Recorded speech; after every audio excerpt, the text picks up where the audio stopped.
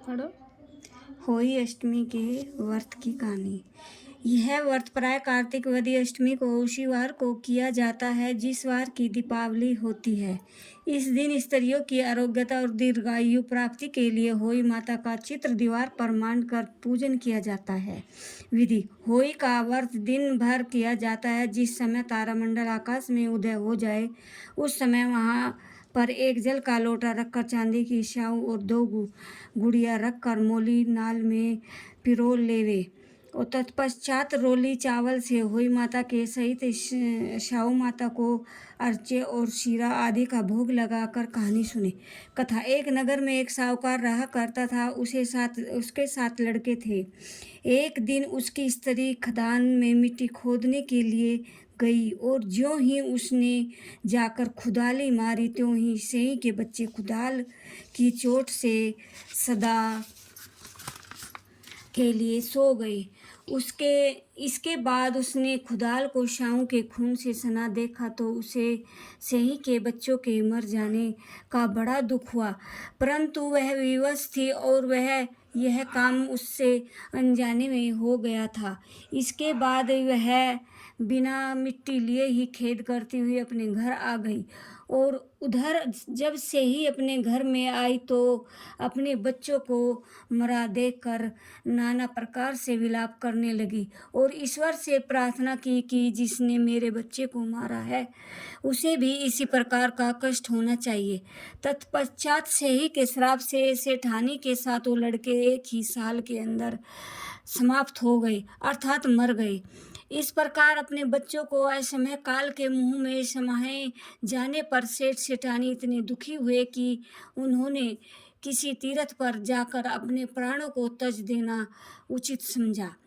इसके बाद वह घर बार छोड़कर पैदल ही किसी तीर्थ की ओर चल दिए और खाने की ओर कोई ध्यान न देकर जब तक उनमें कुछ भी शक्ति और साहस रहा तब तक वह चलते ही रहे और जब वे पूर्णतः अशक्त हो गए तो अंत में मूर्छित होकर गिर पड़े। उनकी ऐसी दशा देखकर भगवान करुणा सागर ने उनको मृत्यु से बचाने के लिए उनके पापों का अंत किया और इस अवसर पर आकाशवाणी हुई, हे सेठ, तेरी सेठानी ने मिट्टी खोदते समय ध्यान न देकर से के बच्चों को मार दिया। इसके कारण तुम्हें अपने बच्चों का दुख देखना पड़ा।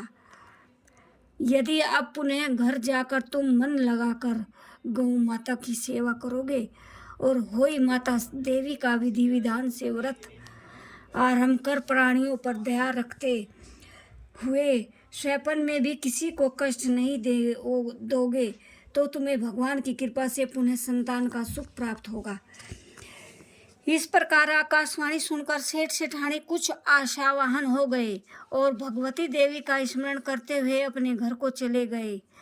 इसके बाद श्रद्धा भक्ति से न केवल होई माता का व्रत अपित गौ माता की सेवा करना भी आरंभ कर दिया तथा जीवों पर दया भाव रखते हुए क्रोध और द्वेष का सर्वथा परित्याग कर दिया।